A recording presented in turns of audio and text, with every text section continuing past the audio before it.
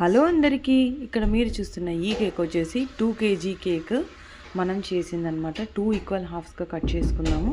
కానీ మళ్ళీ మనం దాన్ని కొద్దిగా జరపాలి.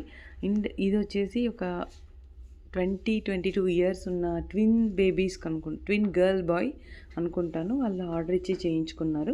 మేమున్న దగ్గర నుంచి ఆల్మోస్ట్ 7-8 కిలోమీటర్స్ దూరం వరకు వెళ్ళింది కేక్.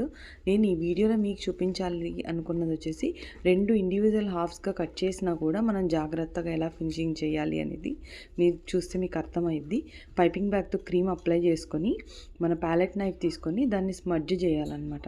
స్మడ్జ్ చేసిన తర్వాత మనం జాగ్రత్తగా ఫినిషింగ్ చేసుకోవాలి. అప్పుడు మన కేక్ చాలా మంచిగా వస్తుంది. ఇక్కడ చూస్తే మీకు అర్థమైపోతుంది. లేదు మీకు ఇలా భయం అనుకుంటే మనం ఇండివిజువల్ బోర్డ్స్ మీద షిఫ్ట్ చేసుకొని ఫినిషింగ్ చేసి తర్వాత దాన్ని ఒకే బోర్డ్ మీదకి షిఫ్ట్ చేయొచ్చు. ఇక్కడ నేను వీడియోలో మీకు అదే చూపిస్తున్నాను. బజూకా పింక్ షేడ్ తీసుకున్నాను. నేను చేసిన మిస్టేక్ ఏంటంటే ఫస్ట్ వైట్ వేసేసాను, తర్వాత పింక్ చేశాను. మీరు ఇలా కాకుండా ఫస్ట్ కలర్ ఏదైనా డార్క్ కలర్ ఉన్నప్పుడు అది చేసి తర్వాత వైట్ చేయండి.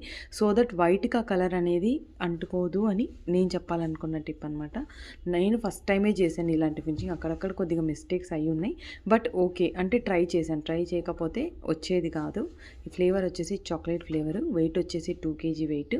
యూస్ చేసిన టిన్ వచ్చేసి నేను 10 ఇంచ్ టిన్ యూస్ చేశానండి. ఇదిగోండి ఇక్కడ చెప్పాను.